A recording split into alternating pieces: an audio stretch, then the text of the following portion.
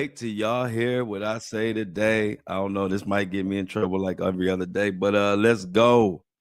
The thoughts, views, and opinions shared in the Flow Show No Filter are for educational and entertainment purposes only. I am not a professional. I'm just good.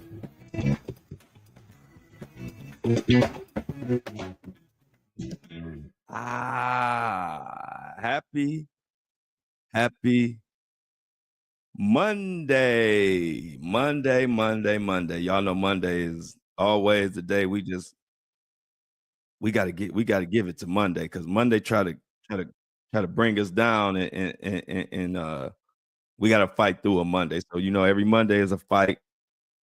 Our goal is to get to Friday, and you know how we do.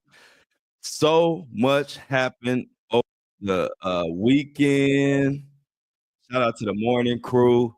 Uh, all our Apple and Spotify listeners, you are welcome to join us live at 7:30 a.m. Eastern, live on my YouTube channel, or join us live at noon on my YouTube channel for the lunch crew.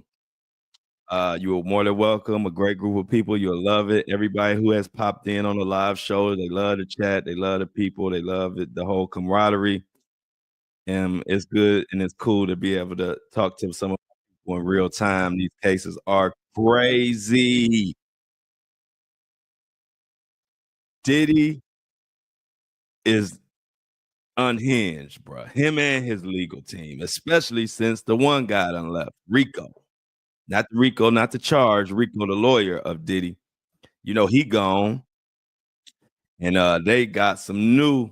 Remember, I told y'all that it seems like from the very beginning, I've been saying like Diddy is running his own defense, and it seemed like they just throwing stuff against the wall, hoping something will stick. It's like throwing a bunch of Hail Marys, and we're gonna talk about it. Also, the Jay-Z and Tony Busby situation is just done got completely out of control, out of hand, and it really shows us the importance of platforms like this and all my other truth tellers out there, Tisa Tales, who else out there? There's a lot of people out there that Sean Atwood or whatever his name is. Like, it's a lot of platforms that are bringing the truth, and it's not the easiest thing to do because they don't want it out here. But this Tony Busby and Jay situation is showing me how much control the elites and the powerful have over typical media because the back and forth that's going on, and we have real live media outlets that are reporting stuff that people like Tony Busby are coming out saying they just flat out lies, and then they come over receipts. We got to go over all of that today. So the Tony Busby and Jay-Z thing, I remember the second it got started, I told y'all it was going to be a heavyweight, crazy fight, and it did not. It is not disappointing to this point. I don't even believe every time you think, okay, it's quiet now on the Tony Busby Jay-Z home front, and then next thing you know, boom, some crazy new news. So we got to talk about that. Also, towards the end of the show, I got some information on the Irv Gotti situation from his brother. I want to share that with you guys. But first and foremost, I definitely want to thank everybody who subscribed on Friday and over the weekend. I told you guys that I got some good access, and I'm gonna have the exclusive Diddy info. And I told you all, don't wait to the last minute next month or so because the subscription prices will go up because the Diddy info I'm gonna be flying out there. I just got word that I pretty much will have access inside the courtroom, which is great news. I got that information over the weekend, but that involves me flying to New York and doing this and doing that. So it's going to be great content that only I'm going to have. Um, I was told that of course, no phones and all that because of recording. So I'm gonna have to take notes on paper. I haven't took real notes on paper since I was in school. I mean, I take notes for the show, But taking notes for my show versus taking notes from a courtroom on a long case and you there all day, that's gonna be something else. So, like I said, I always look out for my day ones and let y'all know that don't wait. Don't wait another month or two to subscribe. Get it right now. And if you on a tight budget, get the $3 one. Like I told you, I promised y'all that all my day ones and people who subscribe before that trial come up, you got access and whatever your subscription you have will be good enough. You won't have to pay more or not. So get it now. Don't wait because what I don't want to hear is when that time comes, people complaining about the subscription prices because it's to access, you already know New York access to Diddy courtroom. That's gonna cost, but it's worth it. And I will be there. I ain't never scared. And then also, if I have time, I'm gonna try to squeeze in what the heck is going on with Stevie J, Diddy's right hand man, who keeps popping up on my Instagram, getting on my nerves at this point now. Um, like he won't smoke, and like nobody's paying Stevie J no attention. Like you're not even worth my time. But I want to tell y'all that story because he started to get on my nerves now. And Stevie J, nobody is worried about you, bro. You and your guys be in y'all was in studio all guys writing R&B songs, and then we all done been busted with 1,000 bottles of baby oil. I'm not about to be scared of you, bro. So stop it. I just don't like talking tough in comments. I try to keep it respectful because I think it's corny to talk tough in comments because what you can't do nothing. So of course anybody could talk tough, but straight up, bro, I don't give it. I don't care about no. Ain't nobody stopping me from saying what I want to say. So he can quit all them riddles and man, you better watch your back and all that. Man, Stevie J, just go back in that. Go back in the studio with all them guys and go get back with your baby oil and y'all get back under them red lights and get to writing your R&B, bro. Leave me alone, man. I'm from Cleveland. We don't respect none of that. I'm gonna leave it at that. I'm gonna get more into the story later on because y'all know I'm getting riled up just because I'm not the one. Like I'm cool, calm, I smile because I'm content in my life and I'm good with everybody. But I'm not the one to come at me, bro. You watch my show, I come at big dogs. I skip over to Stevie J's of the world. So I really think Stevie J just keep coming to my page because he needs some clout or something. Because ain't no fear. You can look in my eyes. I ain't fearing nobody. So I just want to take 2 seconds to say that out loud because I don't do that comment, tough talk stuff. I tell you what you need to know. But I like for you to hear it from my mouth to your ears. Anybody, not even Stevie J, anybody. I'm not the one. Leave me alone. But I'm gonna explain to you what Stevie J got going on. Let me get back in podcast mode. I apologize to y'all, but I'm gonna let y'all know everything that's going on. Transparency is the best.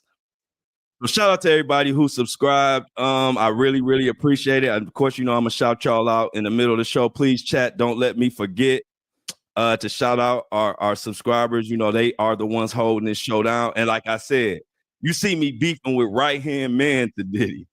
You gotta subscribe. I'm the real truth teller. I don't give a damn what nobody say. If you can't subscribe to me, I don't know who you gonna subscribe for. I'm out here risking. Y'all know Stevie J. He on my page all the time. Why? Because I will say whatever need to be said. And he wish he could shut me up, but he can't, and it can't nobody else. So it is what it is. Let me get back to the flow show, no filter. Get back in my mode, y'all. But I love when I ain't told nobody. I wait till I get to this microphone where I can talk to my community, my subscribers, and all the people that hold me down. I ain't really told nobody this story, so I'm telling it to y'all. So excuse me if I was a little riled up, but he really kind of pissed me off because we already talked about this, and then here he come again. Like, ain't nobody scared of you. So let me get into this, y'all. So what I'm gonna talk about first is what Diddy's lawyers. And I should say Diddy because he really is the lawyer. They work for him. We should call Diddy's legal team his assistants because that's how they work. That's why the one got left. amongst other reasons. And we're gonna get into that too. It's another rumor going around about why Rico left. We're gonna get into that too. It's a lot today, y'all. So let's get to this Diddy. We spent more that 5 minutes was 5 minutes I can't get back talking about Stevie J funny looking stuff. So let's get into this article. So Diddy's team, like I told y'all, he been trying to throw everything against the wall to see with his stick. So now he just done threw something new against the wall.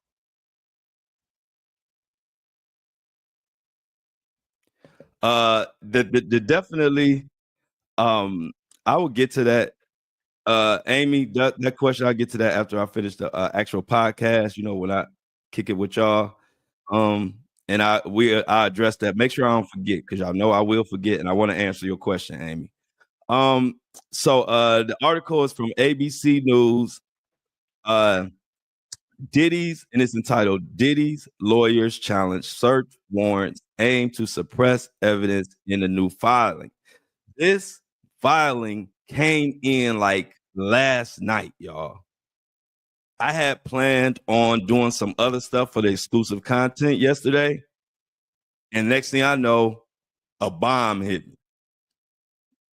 And so I had to put in some work last night and see what the heck going on. I'm not used to these filings in the middle of the night and all of this. It's like with this new internet and how they file now, you never know when a motion will be filed. They file them 24/7.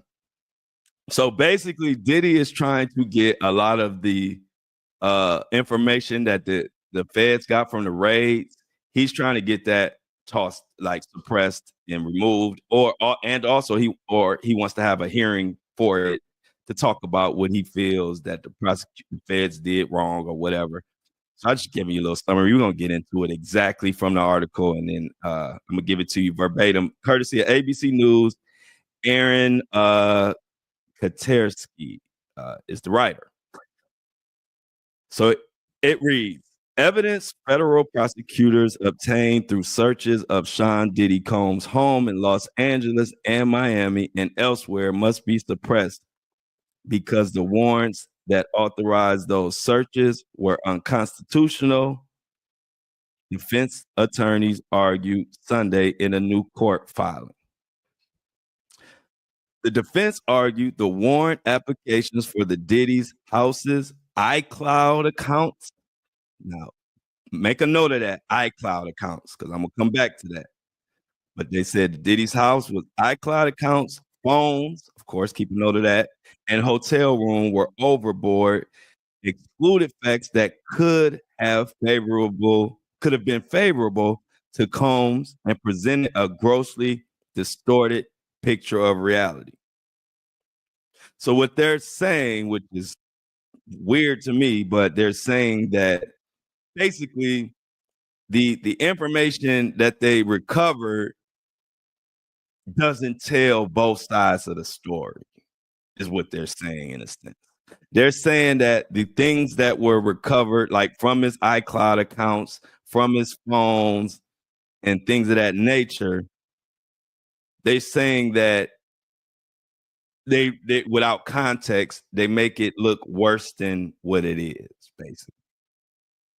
I told you they trying anything, y'all. I know y'all probably at home like, huh? I mean, that could be anybody. Anybody that gets a charge can say the evidence that you found uh excludes facts that may make sense to this stuff. I mean, like that's like a defense that anybody who ever caught a case before in their life could use. But we will continue.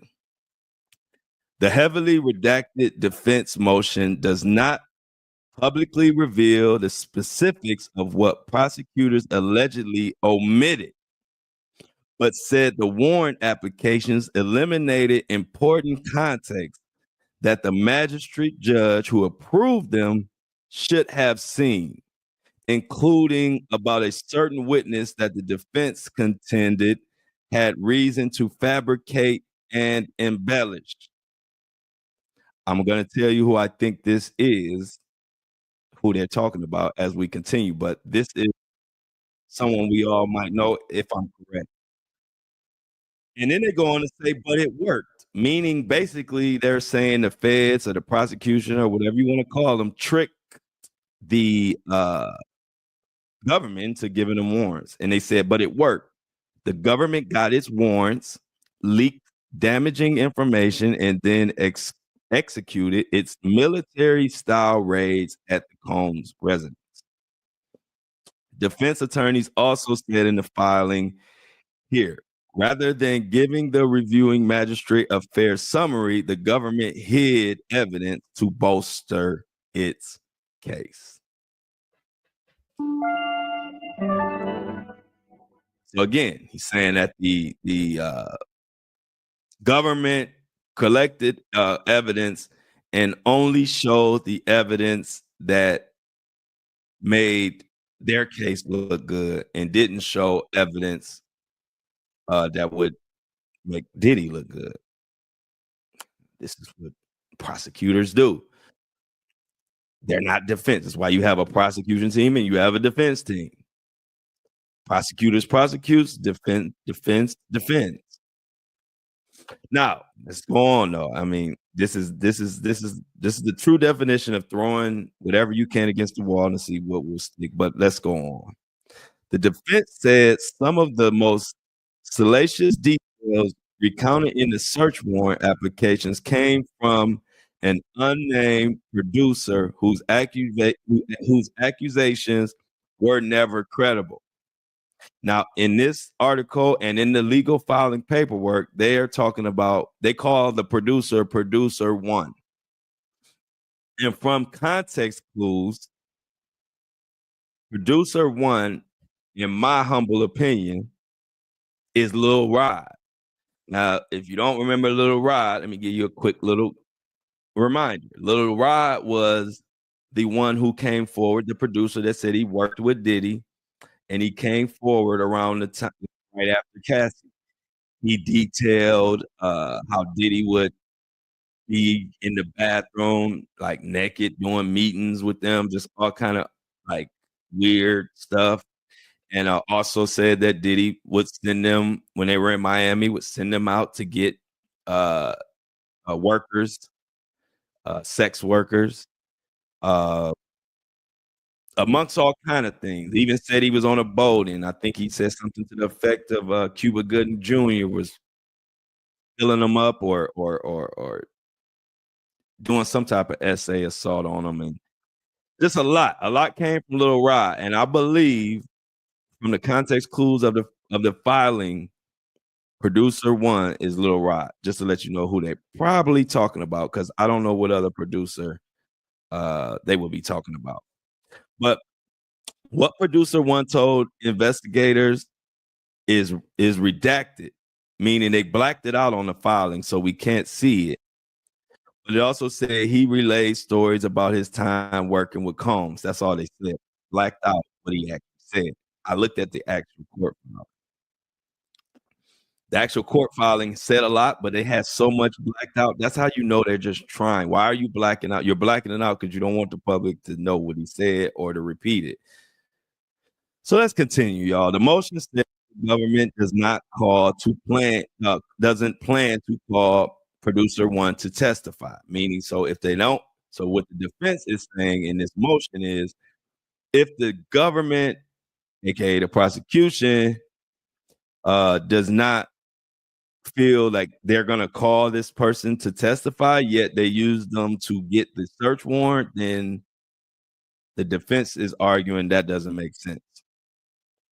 So this motion sought to suppress all the evidence obtained through these searches, or grant a hearing to examine the government's conduct in obtaining these warrants. So this motion is looking for one of two things: either get rid of all that evidence from the raid, which would have been the iCloud and the phone, which is going to sink Diddy, and I'm going to get back to that after I get through this article. Or they also are calling for, if you don't suppress it, we need a hearing to talk about it. As you know, Combs has pled guilty to racketeering, conspiracy, sex trafficking, and prostitution charges. and these accounts are based on at least so far 3 women. And the defense has argued that at least one of those women, which would be Cassie, was a willing participant in the alleged freak-offs and not a coerced participant, as the prosecutors suggested. That's a lot. But you know what this tells me? See, we all have phones. I got a phone right here. Y'all see, I put all my notes. Our phone has become our diary, has become the key to everything. The phone knows more about us than we know about ourselves. That's why you see people, we guard our phone, we put codes on our phone, or, our banking information is in there, our text messages, our emails, our voice notes, even when you think you delete it, it's still on your iCloud. So the feds got in that iCloud. And if you remember, at the very, very beginning of all this, when they got the information, they had been trying to get in the iCloud and were having issues. So apparently they were able to get into that iCloud. And this is me speaking, but I believe that iCloud has sunk Diddy. I believe that iCloud and the phone has sunk Diddy, because if you remember, the whispers are that that was a freak off going on that tape. So many people are caught in the fact that saying that, well, Diddy isn't being prosecuted or charged with putting his hands on Cassie. So they try to point to that as, so that's the only evidence that we believe, and it's not, that's not what he's being charged with or whatever. Well, the word on the street, and if you read through the tea leaves of these filings, is there was a freak off going on during that situation. And there was a male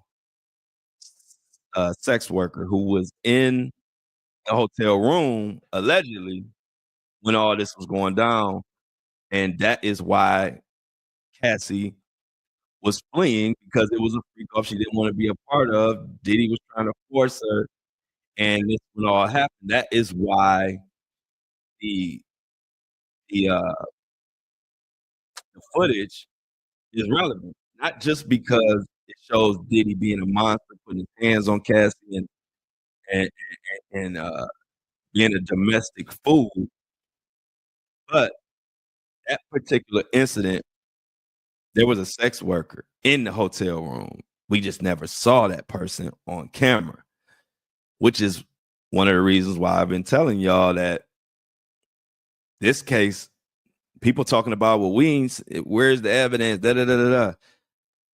We ain't seen nothing yet. Y'all know how much evidence? I would think we probably been privy to about, at most, 20% of the evidence. At most, 20% of the evidence. When this case comes out, when this case starts, we are going to find out who was in that room, who was in that hotel room that night, what was said, what was done. We're going to have a third party witness, which would be that sex worker, going to speak to, did Cassie, was it something she didn't want to do? We're going to hear about everything that went on. And it's just coincidence that that one attorney left, Mr. Rico. That's his last name. It's confusing to people when you say Rico. They think you're talking about the charge. We're talking about that attorney that just said, I defended Osama bin Laden. I can't even defend Diddy. That's basically what that lawyer just said, because he was known for defending Osama bin Laden before.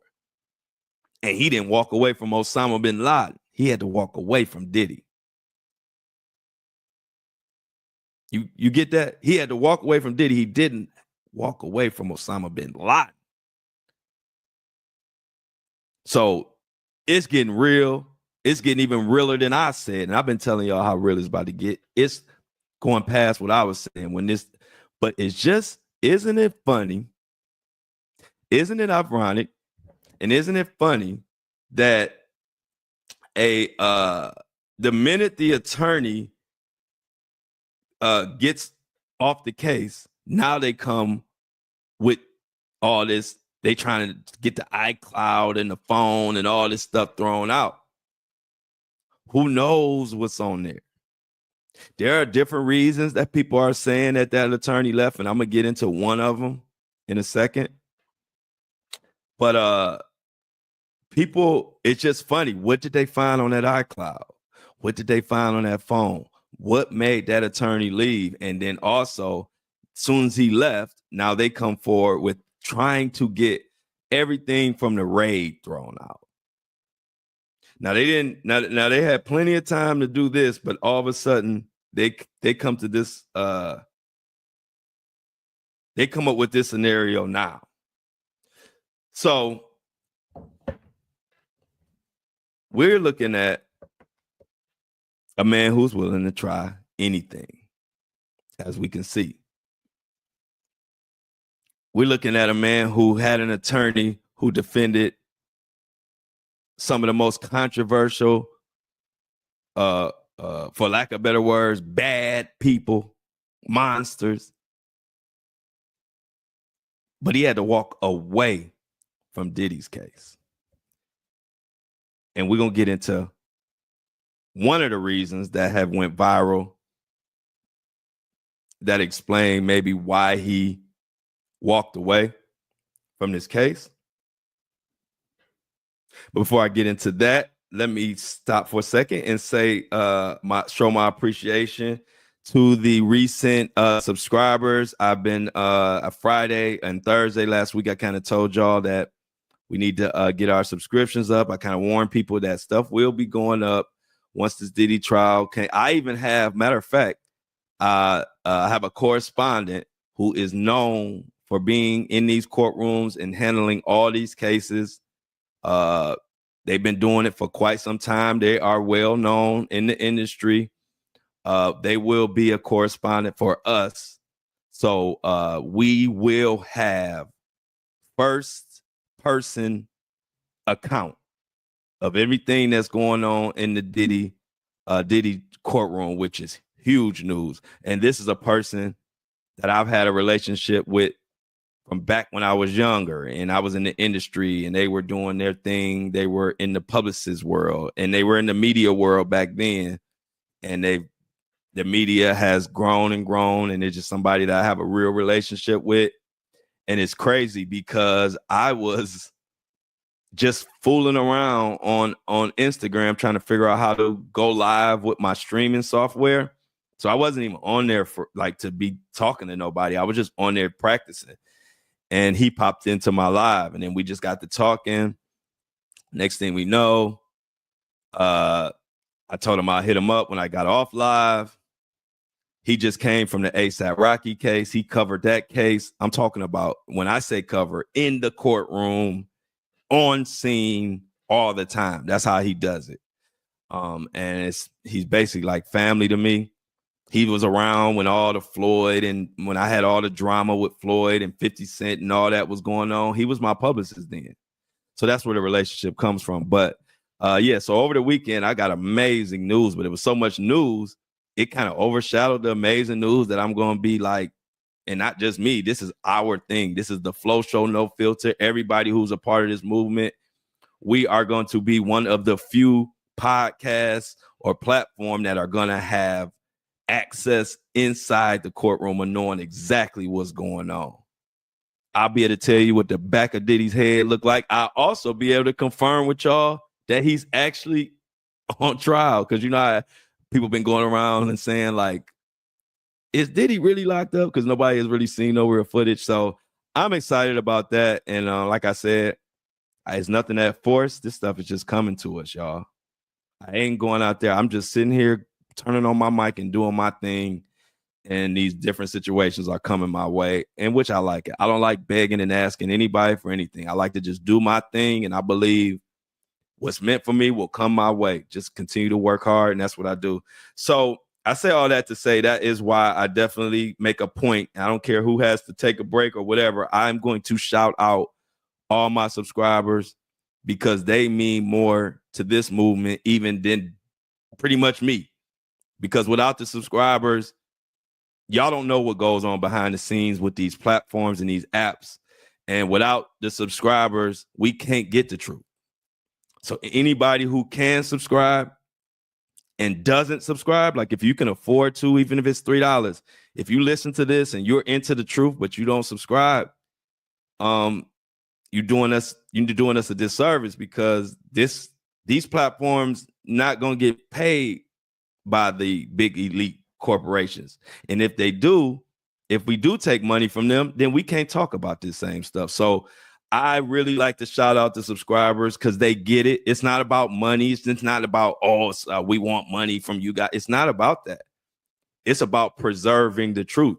And you can't preserve the truth if you have to take money from Walmart, Target, McDonald's, all these different corporations, because now you have to tone down your content. You can't talk about this, can't talk about that. I don't want to do that. So I'm gonna bust my behind to build a real subscription-based platform to where we can say and do what we want. Just like I served Stevie J. I don't care about him. That's how I want to serve Walmart like that if we have to. I want to serve Target like that if we have to. I don't want to not be able to say something because I'm getting money from this corporation or that corporation because I gotta eat. I gotta pay bills. So without further ado, let me shout out all the new subscribers who subscribed on Friday or over the weekend. Big shout out to Willie Santos. Big shout out to Michael. Big shout out to G Money 2244. Big shout out to Alexandra. Big shout out to Tiffany Cox. And last but not least, shout out Nastasia. I hope I ain't saying that wrong. It's a pretty name. It's Nastassia. And I'm reading that Nastasia. If I'm reading it wrong, Nastasia, you could correct me just like Shauna did back in the day. I kept calling her Shanna or something. And she said, it's Shauna, pronounced like Donna. She checked me. And ever since, I ain't never got her wrong. I got her name wrong since. So let me get a round of applause. Let's get some thank yous in the chat for Willie, Michael, G Money, Alexander, Nastasia, and Tiffany Cox, because they are helping this platform grow. We are one of the only podcasts and platforms that will be front and center with access inside the courtroom for Diddy. And I'm still going to continue to bring it. Truth telling, saying what it is. I ain't never scared. I'm more scared to not say what it is. I'm more scared to not tell y'all the truth. Because I know y'all got my back. That's another thing. I got a crazy following. So people like Stevie J, you just leave me alone because I really take the high road. I could start a campaign right now because I really do think Stevie J is a snitch. I could start a campaign right now. Stevie J will be on the chopping block. I just don't use my platform just to, bully and do stupid stuff, though. I don't do that. But if you keep playing with me, you're going to force me to stand 10 toes on you, Stevie. Now leave me alone. Anyway, there is a rumor about what the real reason of that the attorney that left Diddy. It went viral on TikTok, and the person who did the video, it made some great points, which is why it has went viral, because it makes a lot of sense. So let's get into that. The article is it's called SK Pop. The writer is Pallavi Kanugo. I'm sorry. But the title of the article is "Why is Diddy being linked?" Oh, real quick. And to anybody that, I always tell you this, but I gotta make a reminder. Anybody have any issues with their subscriptions, all you have to do is send an email to support@buzzsprout.com. support at Buzzsprout, and they will fix it for you. They're very good company. They get with you immediately and they fix it, and I love them. So don't hesitate if it's anything, if it's buffering too much or it won't load or anything like that. You can find it in your show notes. I have the link to Buzzsprout support, but it's Buzzsprout at support.com. So let's get back into this. So the article says, why is Diddy being linked with a necromancy charge, which necromancy has something to do with like witchcraft and devil worship and stuff like that. So it's a viral TikToker claim to explore that of maybe that's the reason, and people are saying that's why the lawyer quit. Let's get into that. One of Sean Diddy Combs' defense attorneys, Anthony Rico, has backed away from representing him as a client in the ongoing federal case. As per Whole Magazine, Rico has filed a motion at the New York federal court on February 21st to withdraw from Diddy's sex trafficking and racketeering conspiracy case, citing sufficient reasons. Okay. Now, while the specifics have not been disclosed yet, a viral claim has circulated online that Anthony quit the now disgraced rapper's counsel as alleged necromancy was discovered in Combs' case. This is all alleged, but it makes sense. Especially, I'm going to a story that might co-sign this afterwards. According to Whole Magazine, his lawyer could not defend that sorcery. Now, necromancy, and so you can look it up if you want to, is necromancy.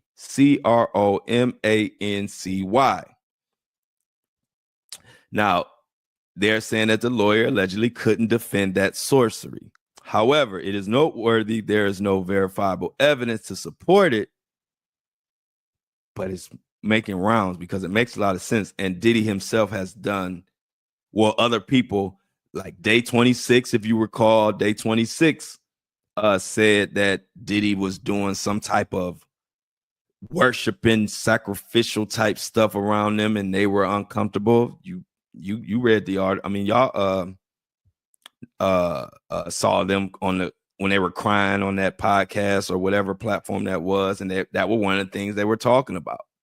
Also, before we continue, if you remember, Gene Deal said that back when him and Diddy were headed to the courtroom to get the final decision on the case with Shine and J-Lo back in the day, when they say Diddy shot up the club, but Diddy wasn't in trouble for it, and they said that Shine or whatever did it. Well, if you go back, Gene said Diddy did a ritual then with him right there, and this is how the ritual went. He said, this is Gene Deal, the security guard who has told a lot and has been right a lot, actually. So this is what he said. He said they were in a truck and they had some guy with them.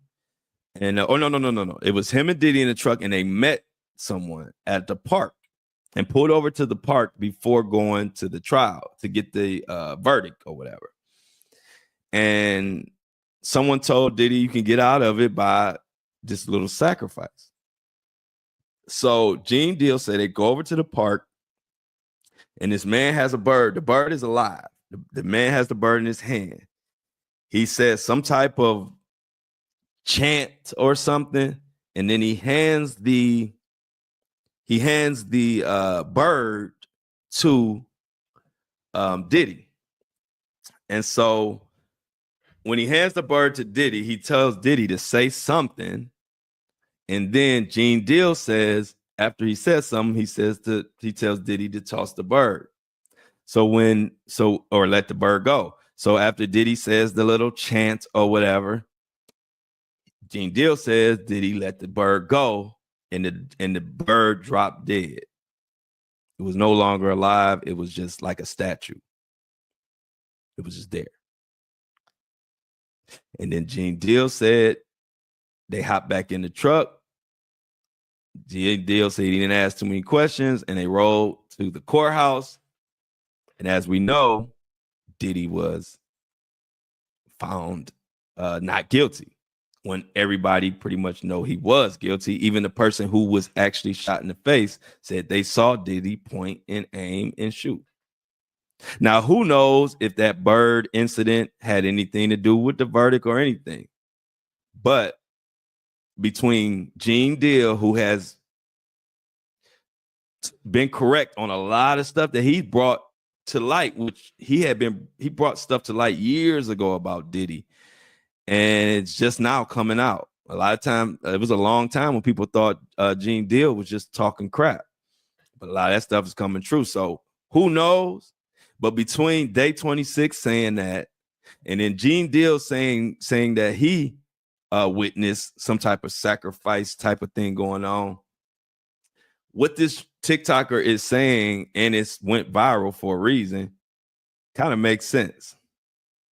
So go on. So, however, it is noteworthy that we're going to continue. One of the accounts to make a claim on the platform, they shared a video about this necromancy charge that was found in ongoing legal matters. Okay, that woman claimed that Anthony Rico once represented Osama bin Laden, and he said allegedly under no circumstances can I represent Sean Diddy Combs. And of course, everybody's saying, like, I mean, you don't get more diabolical than that. If you can't even if you can defend Osama but can't defend Diddy, what does that say? And if you Google necromancy, it's very disgusting. So if you want to, go ahead, but I wouldn't advise it. It's just know that it's some sacrifice, craziness, sorcery, witchcraft junk. That's all you need to know. And so that TikTok garnered like millions of views, and all kind of accounts picked it up, and a lot of people looked into it and was like, okay, we do see those charges on Diddy. So who knows? So Sean Diddy Combs' legal counsel has had 6 defense lawyers at the time before he quit. One of them was Rico, and he's no longer. So now it's just 5 left.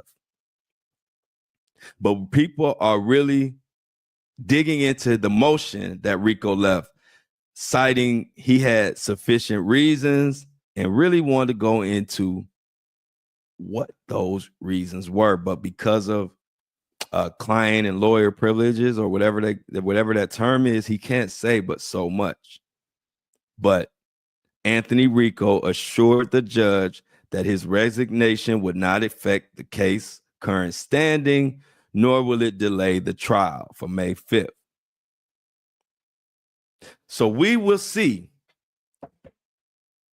the truth. One thing about truth, it will come out, and we will see why exactly did this lawyer quit. But it's a lot of smoke behind it, and you know where it is. Where there's smoke, there is fire, and it's a lot of fire. So definitely let's pay attention to that as that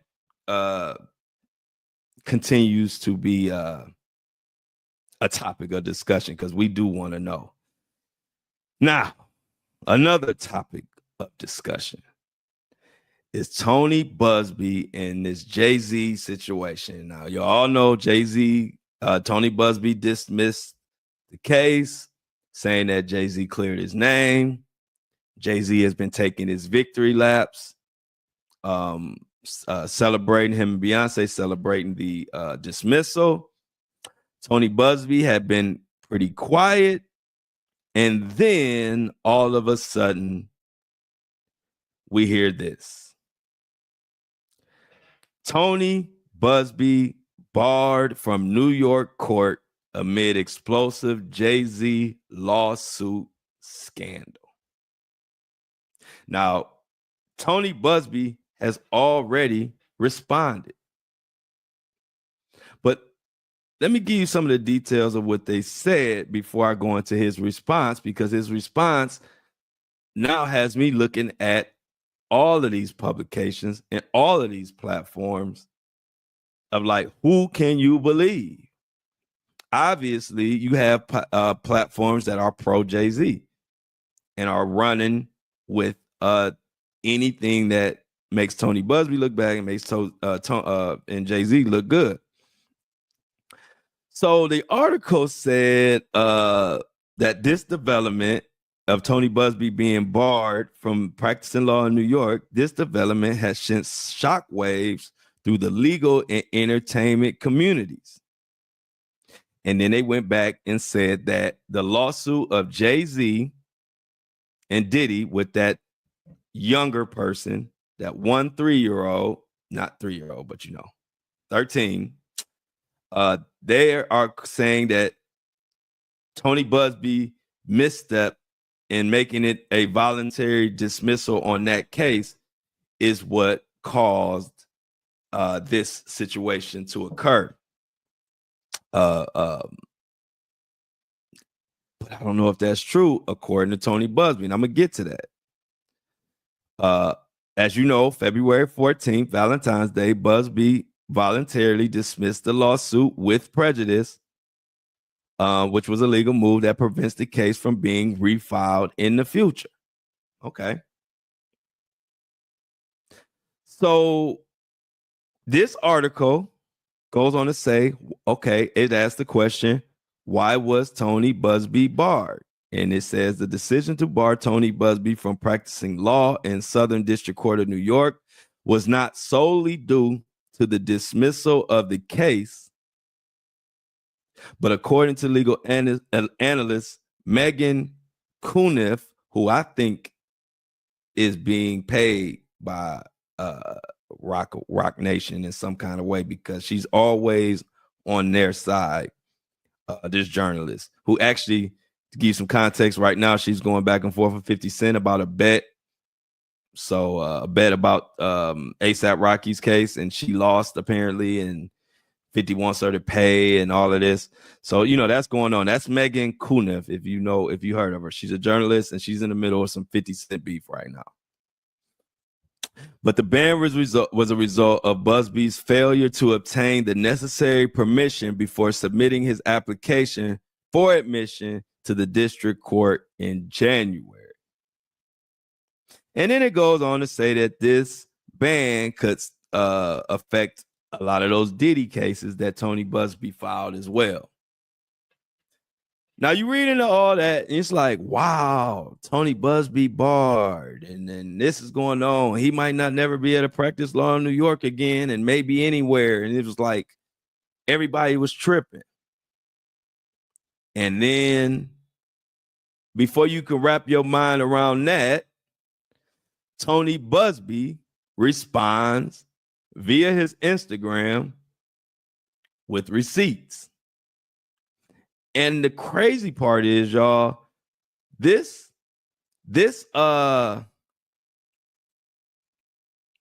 story about Tony Busby being barred was picked up by major news outlets. Not just, this ain't something some TikToker said or YouTube or a podcaster. This is major media publications ran with this story that he was barred. And so here was Tony Busby's response via his Instagram page. And if you don't know that Tony Busby had an Instagram page, it is just his name, Tony Busby. Type that in Instagram and you'll find his page. And I quote Tony Busby, "I receive many press inquiries and make no effort to respond to most. I prefer rather to make a one-time general statement and let the various entities use that statement as they see fit." He goes on to say, "Over the past week, I've gotten multiple inquiries from friends and colleagues expressing concern and asking why I have been barred from practicing law in New York State and offering their assistance. I myself have seen several press agencies, some borderline legitimate, reporting that same trash. Let me be clear. I'm licensed to practice law in New York. I'm in good standing with the state bar and have always been. Although I prefer Texas, I'm proud of the legal work we are doing in New York. Don't believe the clickbait or dramatic headlines. Most of what's reported nowadays is pure bunk by those with an agenda. And then in this Instagram post, Tony Busby put his credentials from the Appellate Division of the Supreme Court of State of New York, Third Judicial Department. Says Anthony Glenn Busby was duly licensed and admitted to practice as an attorney and counsel at law in all the courts of this state. And this was all the way back in January 17, 2019. He has duly taken and subscribed the oath of office prescribed by law, has been enrolled in roles of attorneys and counselors at law on file in this office. And then he goes on to say, in witness where I have set my hand in the city of Albany on January 29, 2025, signed by the clerk of court. So Tony Busby dropped the receipts. Now, do I need any more reasons? And now, mind you, no, now I don't know. I'm sure they'll probably pick this story up today, maybe. But as fast as they picked up the story saying he was barred, there are literally no articles as of yet that detail Tony Busby's response. So this right here is why people are running to YouTube and podcasts and different independent sources for their news, because it has got to the point where if you're not getting it from the horse's mouth, you can't even trust some of these big publications. And you don't need me to tell you that. Tony Busby just said it. And he posted his credentials to prove that all of those stories are garbage. But why are they running those stories? Money. And Rock Nation got a ton of money. And when you got a ton of money, you got these publications that will say whatever Rock Nation wants them to say. And I imagine some of those top publications that are running that story, if I am to believe what Tony Busby just said, and he's showing the credentials on Instagram, so it's not like he's just saying it. He's showing the credentials, the official seal, and everything. I think some of those publications are going to be in big trouble. And I don't know why they would run it, especially after the receipts that Tony Busby dropped. I don't trust the news, y'all. I'm sorry. And this is the reason. This is one of the reasons, because you don't know how can a big publication, a big trusted publication, run with a story like that if it's absolutely false. Now, if I'm looking at Tony Busby's paperwork, it tells me that the story is absolutely false. The only way that the story will be true is if Tony Busby is posting fictitious documents, which I don't believe that at all, because today, whoever signed this and wherever this came from, they can say today, like, that's not a document that came from, so I really don't think that's the case. I'm sure Tony Busby wouldn't just post fictitious documents for the world to see. So then once I get that under wraps, like, okay, I got what Tony Busby said. Now I'm looking at these publications and saying, I can't trust nothing y'all saying now. Y'all news is basically about whoever is paying y'all the most money, and then y'all run with whatever they want. That's not news. So we haven't seen the last of this Tony Busby, Jay-Z, Rock Nation situation, because now I am sure behind the scenes, Tony Busby is sending all kind of letters to these media publications. Crazy, crazy, crazy situation, y'all. And thinking of a crazy situation, did y'all see the new Jaguar Wright situation? Jaguar Wright, you know, she got the award from for Freedom Award or whatever from at the Trump Mar-a-Lago. I'm not even talking about that. That's old news now. She got that. Way to go, Jaguar. But now she is taking a bigger step. And a lot of people aren't talking about it, but you know I'm gonna bring it up. So I go to my notes. I put in my notes. Make sure I told y'all this before I got out of here. So where is it at? Jaguar Wright is about to do something that is unprecedented in this space. Jaguar Wright is preparing to reveal shocking new information about Diddy and his mentor, Clive Davis, and is ready to contact newly appointed FBI Director Kash Patel to alert them. As we know, Clive Davis has been pretty much going under the radar, has been off the grid. He has not been put front and center in this stuff like he needs to be. As a matter of fact, I'm one of the few people besides Jaguar Wright and a couple other platforms that are even, I'm one of the few that even call out Clive.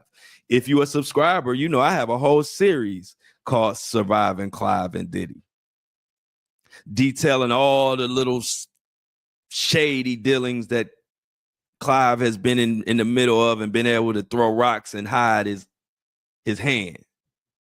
Well, now that she's got that award, Wright, who previously claimed that Diddy's freak off tapes allegedly show Prince Harry, J-Lo, Beyonce, Drake, Chris Brown, Usher, all type of name, Bieber, whatever. But Jaguar saying Clive Davis is at the heart of it all. And any one of y'all that's following this show or anybody listening that's following this case knows or believes that Clive Davis is at the center of all this, and he is getting no smoke except from people like me or people like Jaguar or other, you know. But you haven't heard Clive Davis on any media. You haven't seen any big media publication do any piece worth a damn on Clive Davis. What sense does that make? We got Diddy, who is in the trial of the century right now,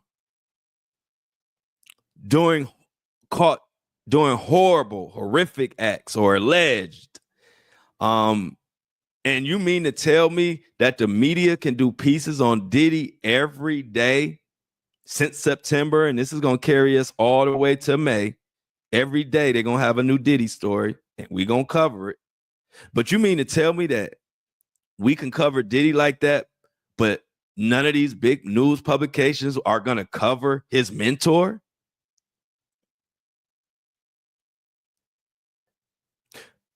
He has brung so much dirt and mud to the industry. How could they not give any information or do any more articles or pieces on his mentor?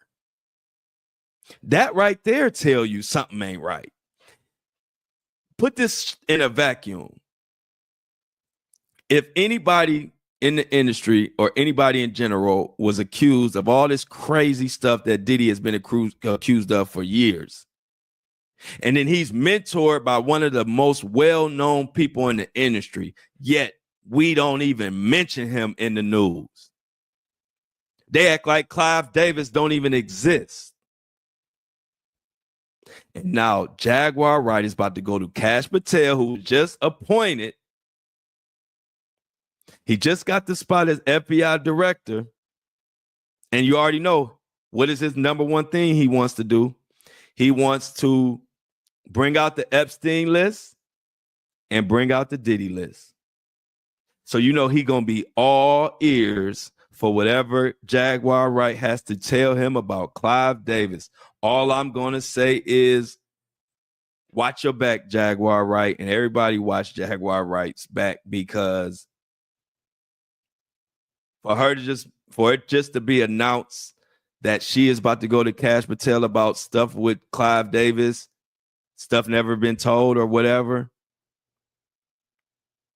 Let's just make sure she stays safe. Let's just make sure she stays safe, y'all. And damn, I'm out of time for this podcast, but you know, the live show on YouTube, we're going to continue, so don't go nowhere. But I wanted to get into the Stevie J. So I don't know. For my Apple and Spotify, I will figure it out. Either maybe if I don't get, maybe I'll get to it tomorrow for the Apple and Spotify listeners. I'm going to tell it today to the YouTube live people, but I'll try to get to it tomorrow. And then also, before we get out of here on the Apple and Spotify, just to give you some context of what happened to Irv Gotti. His brother said that Irv Gotti had suffered a stroke while he was playing poker and eating a lot of Chinese food, and he had been battling with diabetes, and that's what took Irv Gotti out, the producer and co-founder of Murder Inc. and the leader of that whole Ja Rule Ashanti movement. So just wanted to let y'all know that that information just came down the pipe. I appreciate y'all. Please, if you subscribe, we want to hit our goal, 10 subscriptions this week, or 10 subscriptions and by tomorrow, the way we've been moving. So I appreciate the support. I'm gonna continue to bring y'all this straight truth news that's gonna piss off people like Stevie J, Diddy, and whoever else. I don't give a damn. And I'm loud and clear about that. So we're going to get out of here, but I'm going to miss y'all Apple and Spotify, but I will be right back to y'all tomorrow with more news.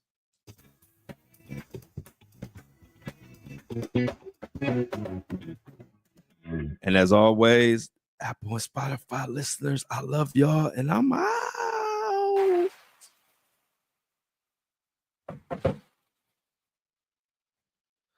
Yes, yes, yes, yes, yes.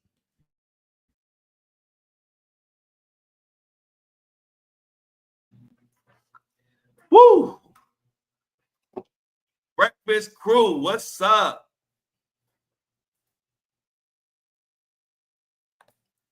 Breakfast crew, hella, how y'all doing? Another great show. Another great show. I'm about to get them set up. Y'all know we ain't going nowhere. Stay. We got more news. I'm gonna get into the Stevie J story since we didn't have time. But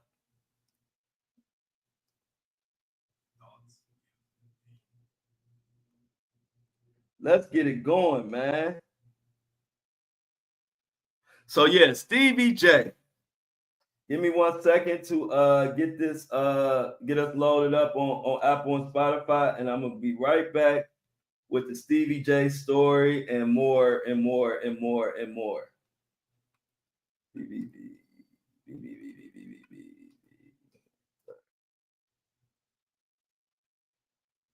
All right. So Stevie J, if you know you've been following me, y'all know back about 6 months ago, I had got word through some of the podcasts that I listen to and that I support, that I pay for, and they were saying that Stevie J is possibly one of the snitches, or for lack of better words, one of the people that are working and telling the feds information about Diddy, right? Well, I wasn't the only one. I wasn't the only one who reported that 6 months ago, but my stuff go viral, and for some reason they get mad at me more than anybody else. Oh well. So I ran the story just like 6 months ago. I was like, hey, word on the street that you never know when people close to you might tell on you. I said word on the street is that they're saying that podcasts that I listen to are saying that Stevie J may possibly be one of the snitches, because they know that there is snitches inside of Diddy's camp. And I'm just using the word snitches so everybody know what I'm talking about, because some people be like, that's not a snitch, that's he's supposed to tell. Yeah, I know, I'm just using snitch so everybody know what I'm talking about. So they were saying that there are snitches inside of Diddy's camp, and I ran that. Next thing I know, Stevie J comes on my post talking about this nigga's a clown. And I thought he was talking about Diddy, because I just knew he wasn't coming on my channel talking about me. So I said something. I replied. I said, you mad? I put, you mad, ? LOL. And then he went on to give me a paragraph talk about he would never snitch and his mama ain't raised him like that. And I said, you know what, bro? I'm a fair person. I will put out a video saying that you say you didn't snitch, you would never snitch, and your mama raised you like that, blah, blah, blah. And then he said, cool, whatever, and liked it. We had a little back and forth, but it was always because he had pissed me off. And I was like, bro, you need to keep quiet, just like you kept quiet about all them bottles of baby oil. That's what I said 6 months ago when he got to going back and forth with me. But we came to a resolution, as I thought, because he said, cool. He liked it when I said I was going to just put a video, because I do both sides. I said, this came from a podcast, but if you want to speak up for yourself, I'll spread that. I don't have no problem. Like I always tell y'all, I'm not out to get nobody. If I was out to get people, I could present my platform a whole nother way. But that ain't my goal. I tell my truth. And then if my truth is wrong, I'll put out whatever we find out. I don't have a problem with that. So anyway, I'm thinking it's over. This is 5-6 months ago. Oh, no. It's about, it's about 3-4 months ago. About 3-4 months ago, because I remember I was at the beach. So yesterday, I'm chilling, and then I see Stevie J pop up on my post again on the same video that we just went back and forth about 3-4 months ago. And I even made a video saying, hey, y'all, Stevie J is speaking up and saying that he didn't snitch, he would never snitch, and it's up for y'all to decide. I made that video. But man, now I'm mad that I even made the video, because I only did it because I'm a fair person. Not no fear. I don't give a damn about no Stevie J or anybody like him. So now you pissed me off. So then, so now I'm here. I see him again under the same post. He say the same thing. This nigga's a clown. Then that's when I said, what did I say? I said, because I want to be exact of what I said. The hell did I say? I can't find it. But anyway, long story short, I said basically, look, bro, we already talked about this. I said, this comment is very weird unless you forgot. But let me remind you, we already went back and forth about this. You said what you had to say. I made another video to say this is what you saying, and it was supposed to be over with. I'm not about to argue with nobody about the same thing twice. This is what I said. Then he says, be patient. And I say, always. Like, I'm always patient. Patience is my middle name. I'm here because I'm patient, right? But that ain't enough. Then this jerk comes in my DM talking about, damn, you can't see it. Hold on. Let me see if I can see this. Comes in my DM, you can't see it. He says, be careful crossing the street. So then I respond, my smart aleck self, I say, hey, I appreciate that. But you the one need to be careful for real. Straight like that. And he ain't responded since. Hell out of my inbox, man.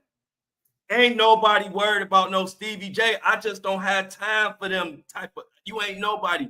I've made 1,000 videos. I had one video mentioning Stevie J and he can't, now he live on my page. Stevie J, you ain't even relevant, man. My people, we don't even talk about you, bruh. But you really pissed me off because now you doing too much. Leave me the hell alone, bruh. I don't fear none of y'all. None of y'all. Bro, I had to go beat and handle my own against Floyd and 50. And I was a kid. How you think as a grown man, I'm 100 times worse. So I just had to share that with y'all. The whole Stevie J thing, ain't nobody worried about him, but it's really annoying when somebody who you don't even give a damn about, you ain't Diddy, man. Don't nobody care about what you got to say, bruh. Ain't nobody scared about crossing no damn street. So that really pissed me off, y'all, because y'all know me. Like, I try to give you the news. I try to be fair and give my opinion. That's all I do. And if somebody have a problem, if I'm wrong, I will correct it. I don't give a shit. I don't care about that. But ain't nobody going to intimidate me. Nobody. I already got my stars and got my stripes in the game since a youngin'. They know I don't care. I done told every big name person you can name. I done told them how I felt to their face. I don't do all them comments and all that stuff in text messages and all. I'm from Cleveland. We don't do that. I like for you to hear me. I like for you to feel me. So I just like to vent to y'all. Ain't nobody thinking about Stevie J. I just thought it was something I would share with y'all on what's going on with the baby oil bandit boys. Ain't nobody who be in the studio with a bunch of men writing R&B songs and 1,000 bottles of baby oil with a red tinted light gonna scare me, man. Hell out of here. I'm from Cleveland, bro. We don't give a damn about nothing. So I just want to be crystal clear, because I think even though I told him to his face to be on the comment, not to his face, but when he commented in the very first time we had that little back and forth, when I tried to be nice, I tried to give him like two nice comments where it was kind of like I'm trying to see like if it's a lie being spread on you, I can see you being mad. So I tried to give him like a couple courtesy comments. I gave him the "you mad," and then I gave him I said I explained what happened. But then he started getting on that Stevie. And that's when I just said in the same comment, and you could go to the comment.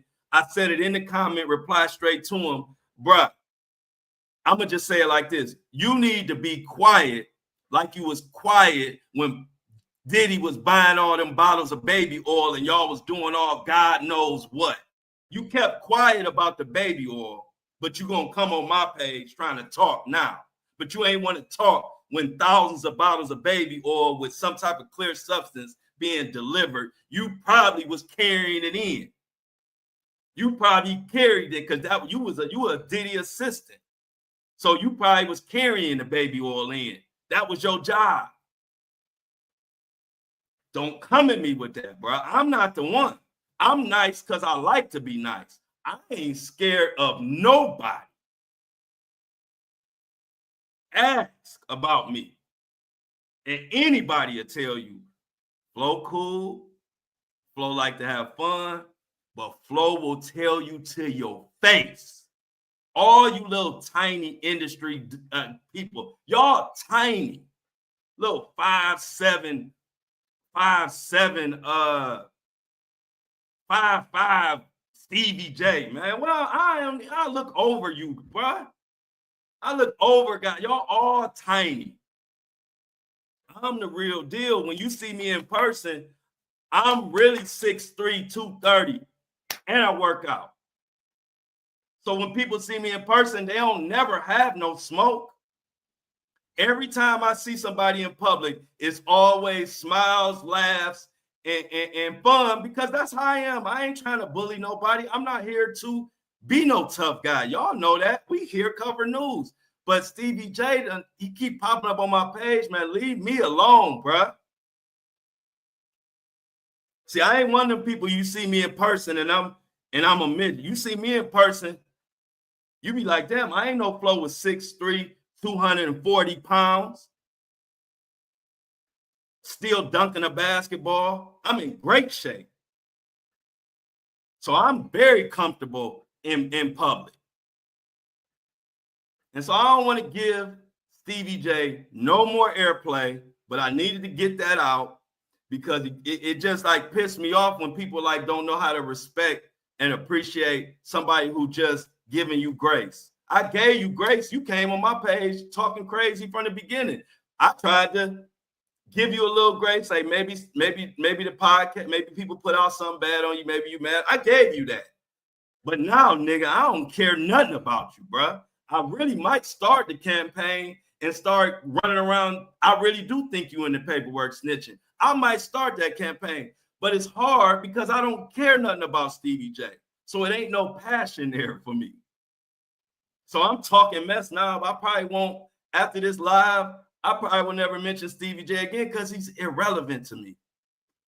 You tiny, you irrelevant, and you hang with guys that buy thousands of bottles of baby oils and together and do. I don't do none of that. I don't respect nothing you do or about. Never.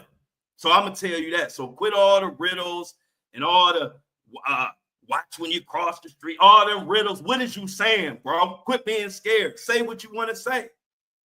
I'm from Cleveland. We don't do riddles and rhymes and nursery rhymes and context clues and all that. Say what you mean. Because I say what I mean. So let's get back to this news, y'all. I'm done with Stevie J. I just had to get that out there because I hate when people, and I'm sure y'all feel the same way. I hate people that take our kindness. Don't take kindness for weakness. Because I've been standing 10 toes for 2 years straight, calling out whoever. Stevie J, I ain't even never called you out. You too small for what I do. I call out big dogs. I don't call out Stevie J's. I wouldn't even know how to find Stevie J's Instagram page if he didn't live on mine. So I really think he just want clout, y'all. I don't even think he really got a problem. I think he know that if he wants some clout, he need me to say his name. I really think that's what it is. Because, bruh, look at my eyes. Ain't no fear, ain't never been no fear. You don't do what I do and be scared. You do what I do because you ain't scared. Like I said, I could come on here talking about my Cavs and the Laker game and all kind of puff pieces that don't mean nothing.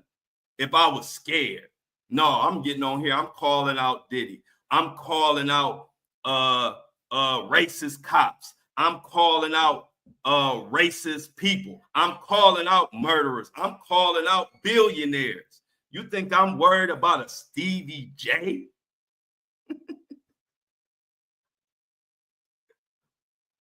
My guys wouldn't even know. My people back home wouldn't even know Stevie. If I said his name, they wouldn't even know who he was. If I say, hey, y'all, I'm beefing with Stevie J, they'd be like, who is that? And even when I explain who he is, they're going to still say, who is that? So I can't. I'm sorry, Stevie J. I'm sure you probably want me to cover you more, but I can't cover you. Exactly. Say what you mean, or shut up. You don't come over here, because one thing about a person from Cleveland is we eat BS immediately. And when you talking in riddles, you ain't really about that.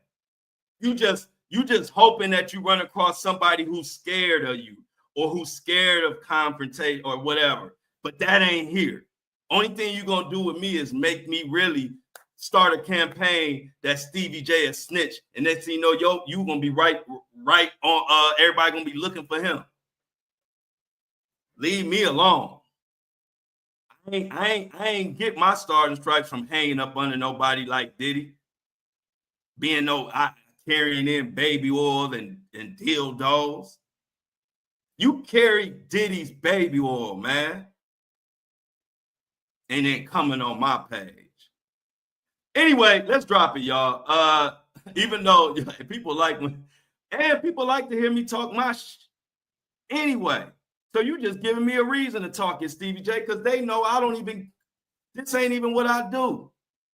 I know I ain't scared of nobody, so I don't gotta be Mr. Tough Guy. It's already been proven.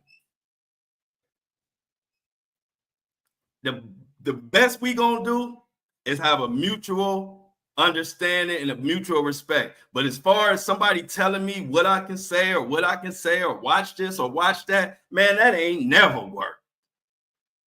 That ain't never worked.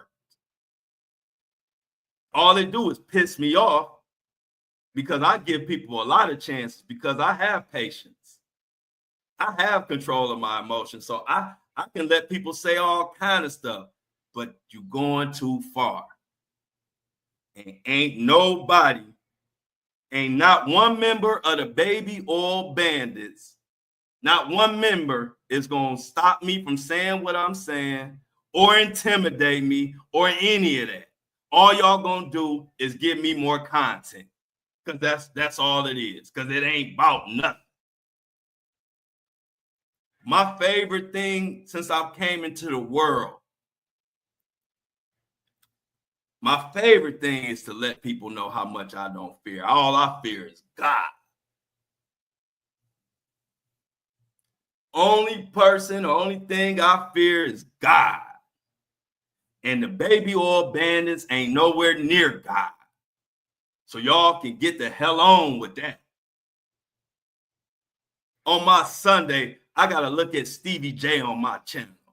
You think I want to see Stevie J in my comment section on a Sunday? I'm chilling, getting ready for the show today. I'm 24 hours away from kicking it with my people, my breakfast crew, my Apple and Spotify crew. I love y'all.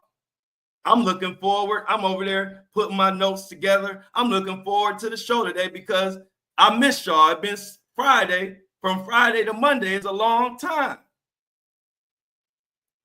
So I got to wait from Friday to Monday to see y'all again. And I'm excited and getting ready for that. And then I got the Baby Oil Bandit in my comment section talking about a post we already went back and forth about and squashed it. And I even made a post to give your side.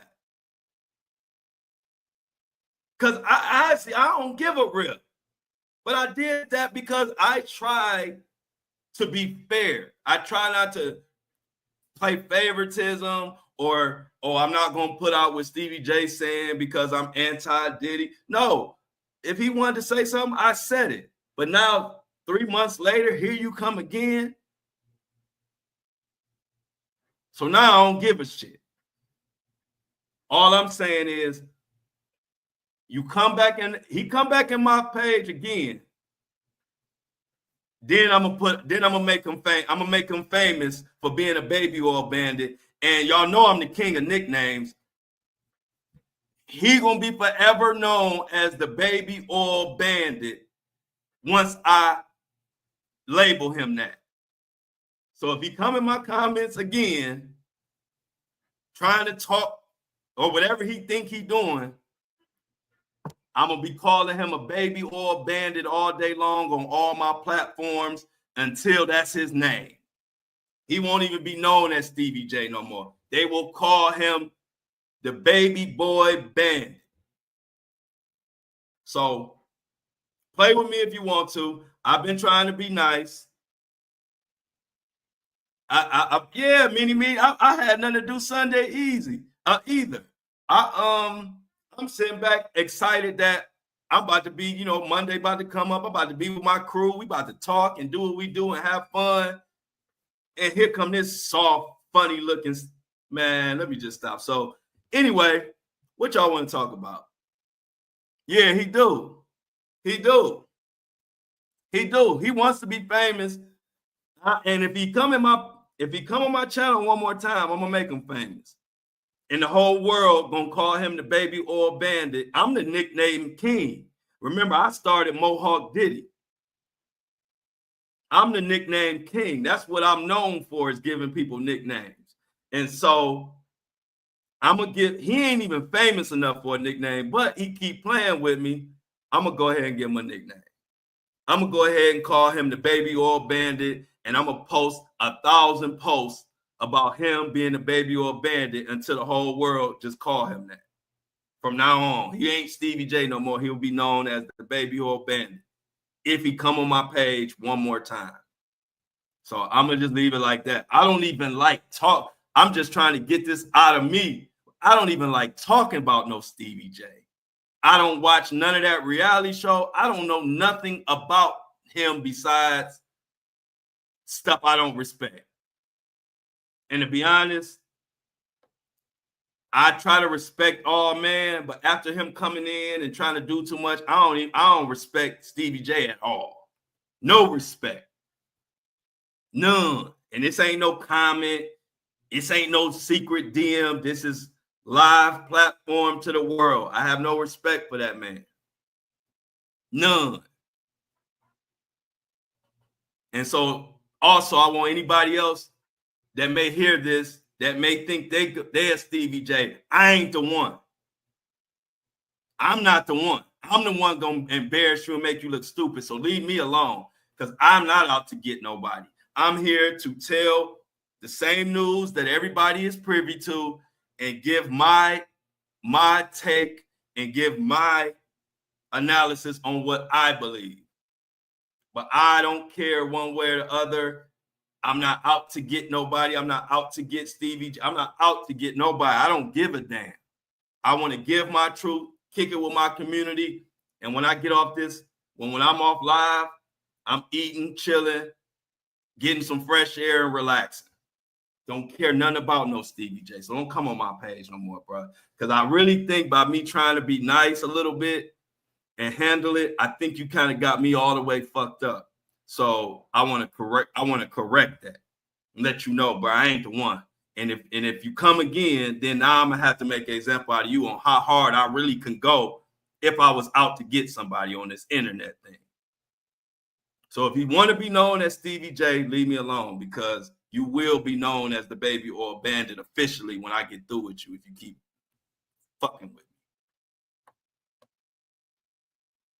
me. Hey, Kobe wants to know, he said, I wonder if he makes that face in the mirror. Yeah, hey, look, he mad at me because he made that face. Yeah. Yeah, you mad at me. Face, man, that day, y'all know I let so much bounce off of me. It'd be so many people in them comments. But what made me mad is I hate when I give somebody grace and then they take that as like they think they can say whatever. I don't know. That's how I take it. Because I'm thinking like, bro, we just handled this. And then here you come again. Man, Nas kiss my ass. Nas kiss my ass. I don't care. I was trying to be cool. Cool is over with. Leave me alone.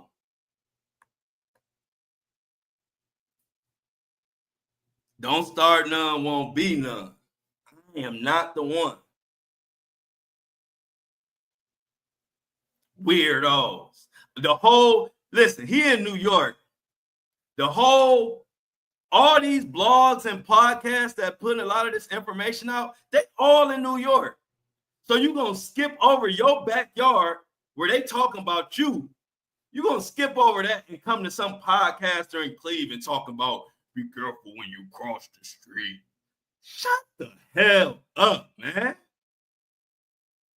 You think somebody worried about anything you got to say? That's the funniest part in this whole world.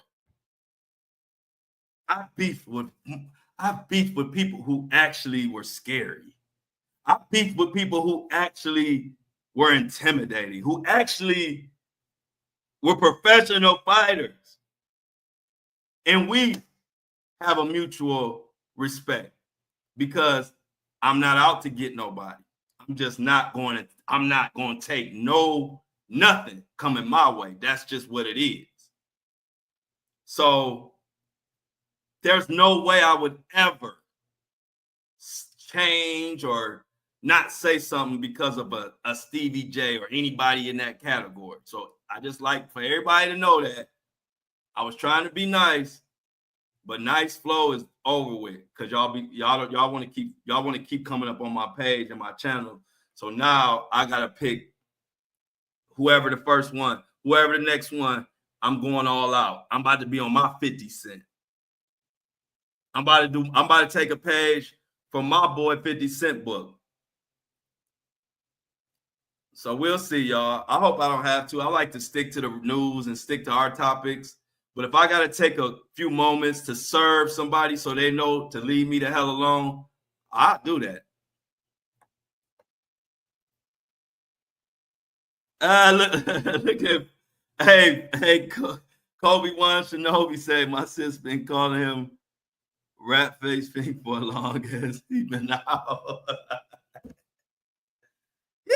Yeah.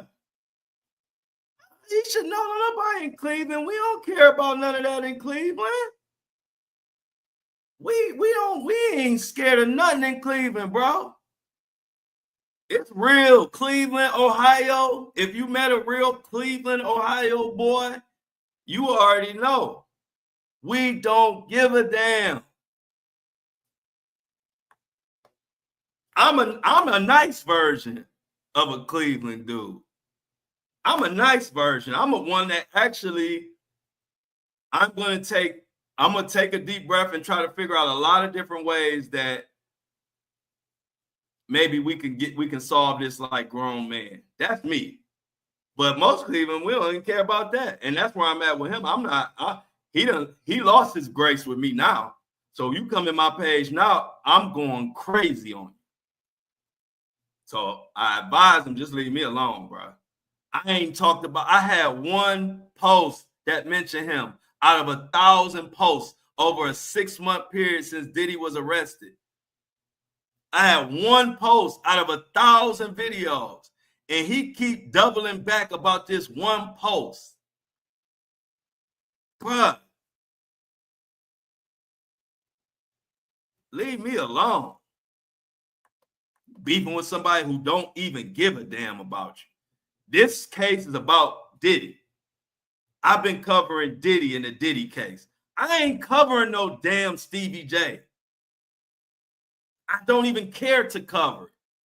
To be honest, I'm mad I even mentioned that little article because now you all in my channel. I don't even want to be going back and forth with you, bruh. You make me uncomfortable because every time I see his comment, first thing I think of is what the hell was they doing with all that baby oil? That's all I could think about when I see Stevie J comment on my channel. First thing come to my mind is baby oil and greasy and nasty. I don't want you even, bro.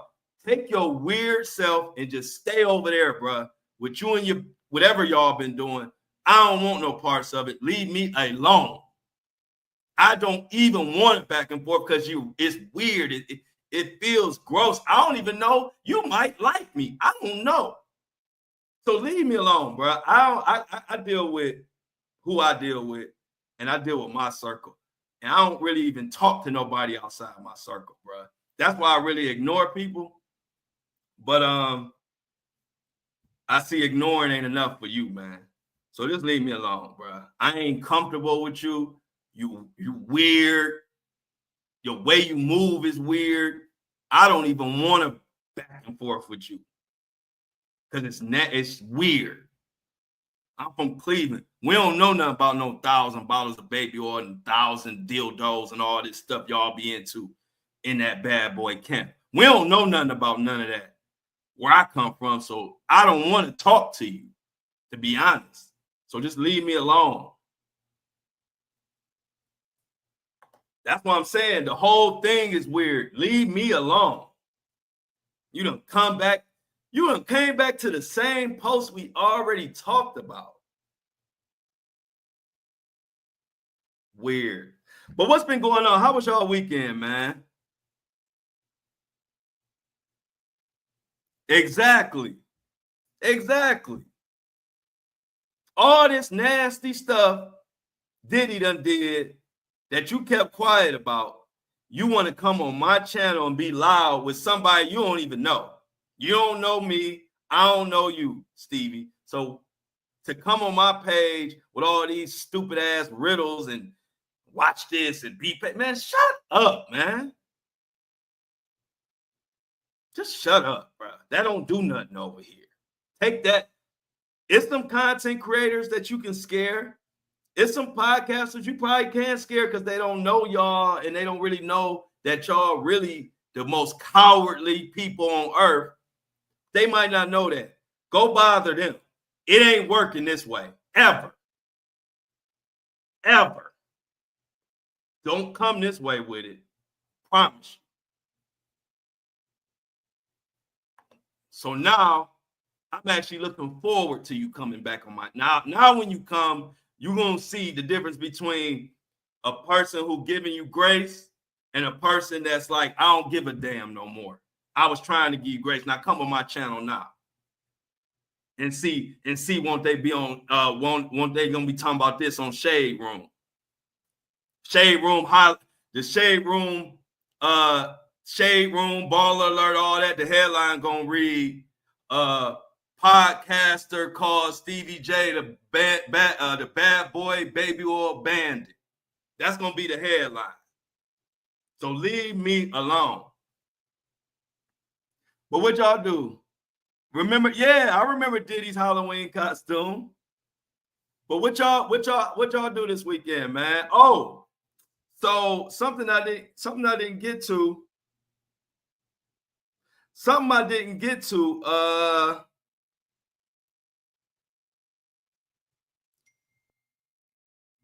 Something I didn't get to that I wanted to get to. Where was it? So we gotta talk more about so let me tell y'all. So yes, y'all, we have access to the Diddy courtroom.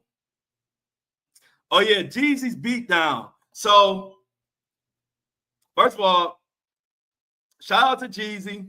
Y'all know I know Jeezy. Y'all know I done hit some Mary J with Jeezy. So, but people are saying that this really happened about the beatdown and saying that he really did owe that guy money. I don't know. We gotta wait to see what Jeezy says. He hasn't said nothing yet, but from what people saying on the internet, that it really happened, and so everybody waiting to see what Jeezy said. Of course, I saw that former NFL player Steve Smith got exposed for humping somebody's wife. That's big news. I'm like, man.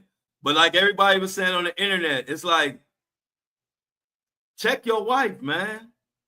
You checking Steve Smith, and while you checking him, she might be with another football player. So all I can really say about that is I think that the guy who outed Steve Smith, I think he need to kind of address his wife. Yep, Eve got as far away from him as possible. She told the story of being rugged, and Janet Jack helped her. Who y'all think rugged her? Right. Thank you, Michelle. And I like your edits. because you know they got us. We got to clean it up a little bit on this YouTube, but we doing good. I like your edits with the rugs. But yeah, that's true. Oh, I saw this too, Mini Me. Thanks. Also, hey, y'all pay another article y'all need to look into is this one that Mini Me brought. Another one she brought to our to the chat. It's American Airlines flight from New York to where New Delhi or whatever, safely in Rome after security concern. Yeah, that the plane had diverted, and I think they said basically had to do a U-turn and ended up landing somewhere else because of a bomb threat. And so that was pretty crazy. Coming up at the lunch hour, what y'all gonna give me some topics for lunchtime, y'all. What y'all want to talk about on the lunchtime? Okay, so measles outbreak. I'm gonna look into that. I didn't see that, me. So I'm gonna look up the measles outbreak for lunchtime. But hey, this Jaguar Wright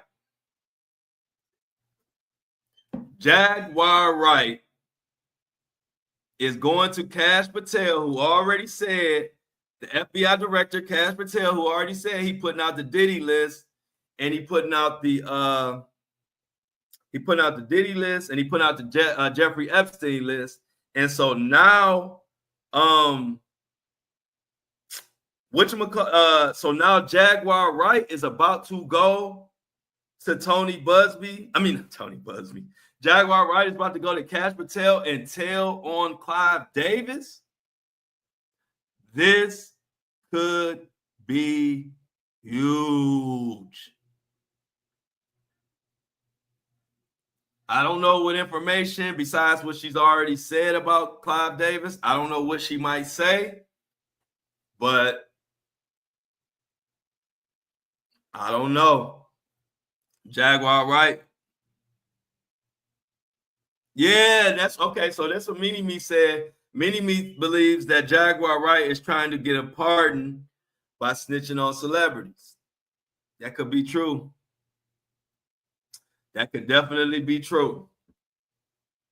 Also, did y'all see? I don't know if y'all been. Shout out to somebody. Somebody cashed out lunch for me today.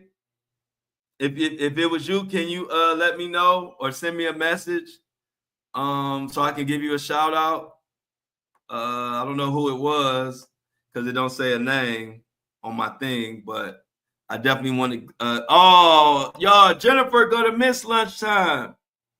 Oh, she's working in the ER again. Okay, Jennifer. Well, at least you could catch the rerun after you get done.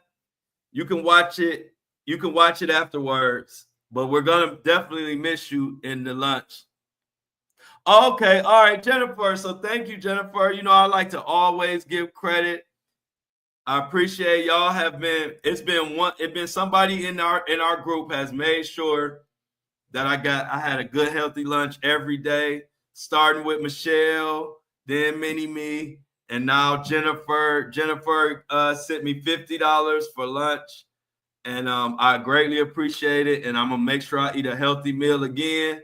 You won't be on the lunchtime show to hear about it, but you know I'm gonna describe whatever the meal was I got. So make sure you tune in and watch after you get done in the ER. And we know you working hard, because one thing about our whole crew, we all work hard at whatever the hell we do. Everybody got their own lane, but I know one thing, we all work hard. So Jennifer, I appreciate it. Thank you, Jennifer. Everybody in the chat, I appreciate all the love. And I told y'all, when y'all give me lunch money, I make sure I buy healthy food. I kind of gorged out with Michelle because I had a taste for Wingstop. And she gave me that at the right time. And I was like, all right, I'm going to get all this Wingstop. But I'm going to make sure I get healthy stuff, because I'll be trying to make sure I eat right. We definitely going to miss you. What you messing me about? Oh, wow. I got to look into that. Shauna says she messaged me on Instagram. I didn't see that. But she said her daughter's school security system is getting hacked and all the info of the students was leaked. Wow. Hey, Sean, Can you tell us about that? We'll talk about that on the lunch show. Give us some information on that. Okay, y'all, check it out. Check it out, y'all. Everybody keep your fingers crossed. Say a prayer, whatever you do to help people. Amy is hoping to pick up another contract so she can break up with the assisted living facility because they are not paying her again.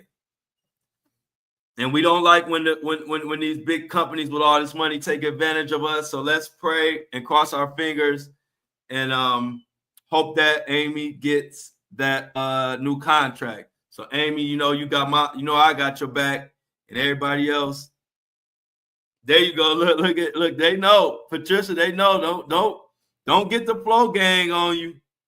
That's what they don't know until they know. Like, people don't understand the following that I have. Like the following we all run through. Because my following know I run through a brick wall for y'all. So my following run through a brick wall for me, and I got a lot of them. And so, to the Stevie J's and all the rest of them, don't get on the list. Just don't get on the list, because then you'll see exactly how many people really got my back. Because guess what? My following ain't because they saw me on some reality show throwing drinks in people's face. My following ain't because I was hanging up under somebody writing R&B songs with thousands of bottles of baby oil. My following didn't come from making toxic songs trying to bring down the community. My 500,000 followers that I have across all these platforms came from standing up for justice. That's where all my following came from. So I got 500,000 people who give a damn about what's going on in this world and follow me because I give a damn. So when you got us on your back, it's a difference. My 500,000 followers ain't like your 500,000 followers, Stevie, or whatever your following is. They follow you because y'all throw drinks in people's face on reality shows. Them people don't care, really. They follow you to see how goofy you is. They follow me to see what I got going on in my brain and what's the next thing that we need to be attacking. We ain't even in the same breath, bruh. My following different. My followers are an army of people who give a damn that started over 2 years ago of me calling out the top 2%. That's where my following came from. It didn't come from no goofy viral post or nothing like that. My followers came because we are all bonded together, because we all stand for justice and we stand for people who don't have a voice. That's the only reason you following me. Anybody that's following me, that's why you following me. So you don't want it with the flow gang. We really do this. I ain't got a bunch of followers who just follow me because they see me hop in a private jet and write R&B songs or follow me because they see me in the latest Gucci or because I'm hanging with Puff. That ain't where my followers came from. My followers came from standing on business. Out of them 500,000 people, they all follow me because what we got in common is we all stand on business. So that's a different following. Amy said a multi-billion-dollar corporation that can't cut a simple check to the residents that they're being charged for. They do it all the time, Amy. Exactly.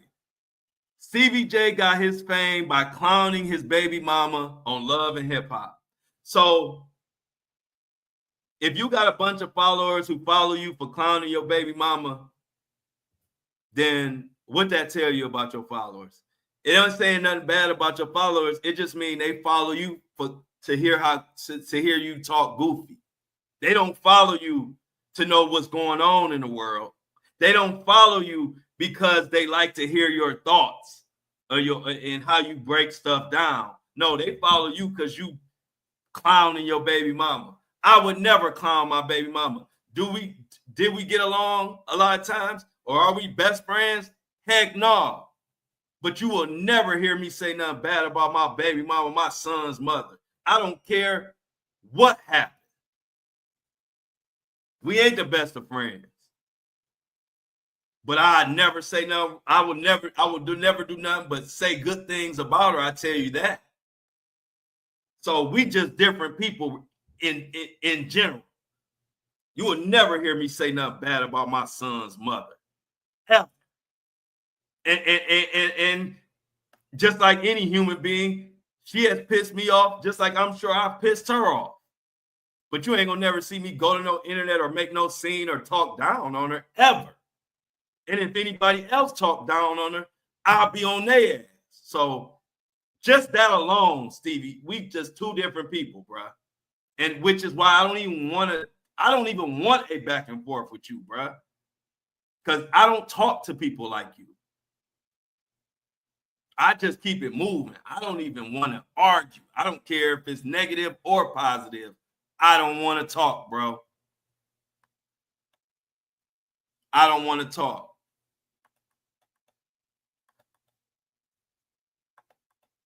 But yeah, man, this was a heck of a show. I'm glad to be back. I miss y'all over the weekend. We built different. Yeah, feel it. Kobe Watanabe, no. We built different. And that's why we connected. Because we all have that similar polish. That we not gonna take stuff to different places. Like any man that's bashing and getting followers by bashing their baby mama, I can't, nobody I hang with respect that. Now we might vent to each other about things we don't like. That's what we do amongst friends. But ain't none of us about to be out loud talking about our child's mother. No matter how you feel about it, that's your child's mother. That means everything in the world to your child. Your child don't care what you say about their mama. And if you don't know that, you wasn't raised right, which I can tell you wasn't raised right, though. You wasn't raised right at all. In my family, you ain't talking about no damn. You're not bashing your child's mother in my world, where I come from, whatever she is. You just don't do that for a lot of reasons. I ain't got time to break it down to you. If you don't know by now, you 50-something, 60s. I don't know how old you is. If you don't know by now, you ain't gonna never know. So I ain't gonna waste my time. Yeah, not on TV for the world. Never. Never. Y'all can go back to all my social media platforms. You can go back to everything I ever said. Y'all ain't never heard me talk bad about my son's mom, man. So I don't respect you just from that alone.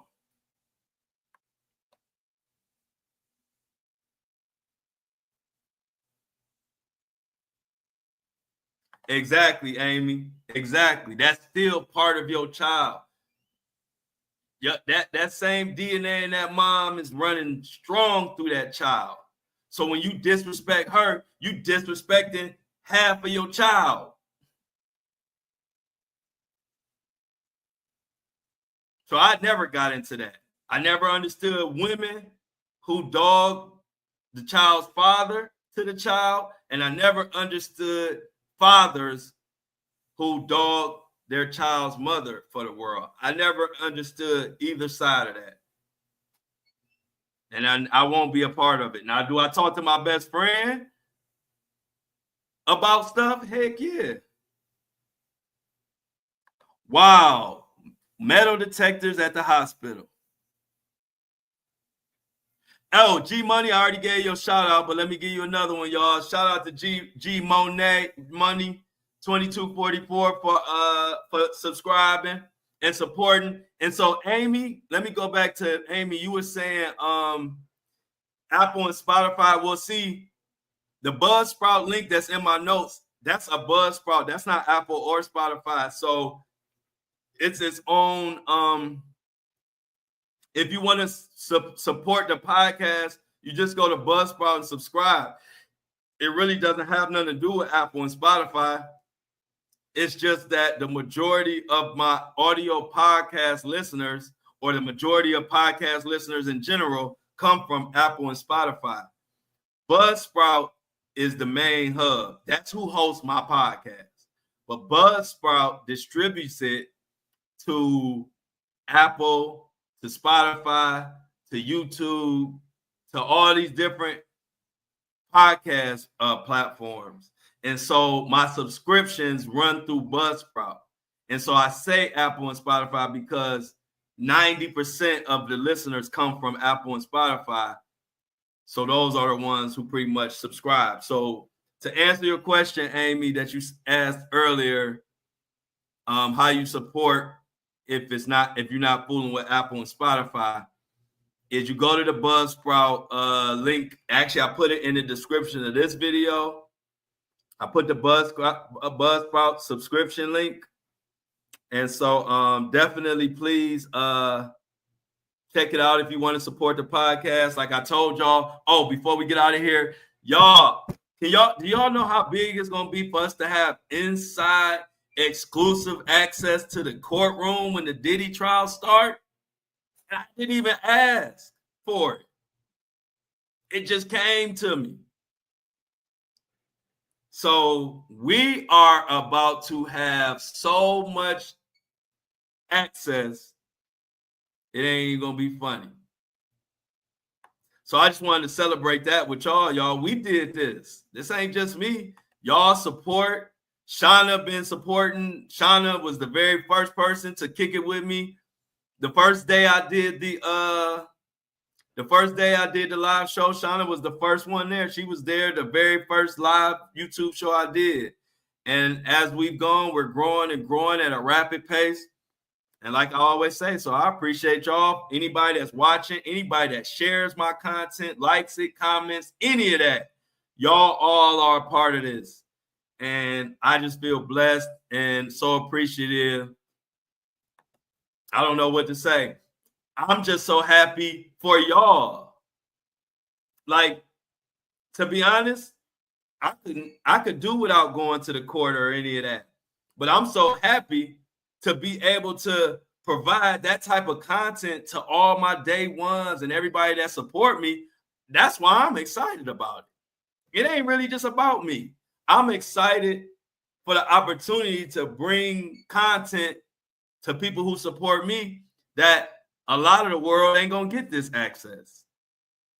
And I get to bring it to the people who, for some reason, clicked on my Instagram or my Facebook or my TikTok, or found me on the podcast on Apple and Spotify or YouTube or Facebook. Wherever you found me, I'm just glad y'all found me.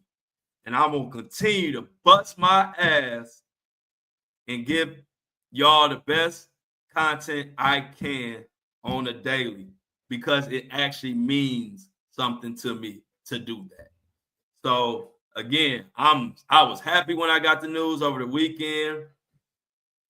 And it's just beautiful to be able to bring that type of stuff to people who take a chance on you, who believe in you, who subscribe. Shoot, Mona, Mini-Me, subscribed to my podcast pretty much day one when I didn't even have nothing to offer. She didn't even know, how would she even know if I was even going to do a podcast and stick to it? But Mini-Me subscribed. She's the very first subscriber to my podcast when I didn't even have no exclusive content, and I wasn't even asking anybody to subscribe. So when you get that type of support and you somebody that's like me, it don't do nothing but make you go harder, because I really do appreciate it. And my appreciation comes by doing whatever I got to do to make sure that we get the news that we need to have. So I appreciate everybody. Yep. I appreciate it. Amy just summed it up. Y'all are sometimes the only connections I get. I love this group. I love this group too. I love each and every one of y'all. And I'm glad that y'all peeped that I was a real one and took a chance on me before y'all even knew. It was my first episode and Mona had already subscribed. I'm on episode 100 now and counting. approaching 100,000 downloads in about a week or two. So y'all, I got to get to lunch. Facebook, anybody in Facebook that watch me, I appreciate you. Appreciate the lunch crew. Y'all know I got to bring out our music. I got to come with the music.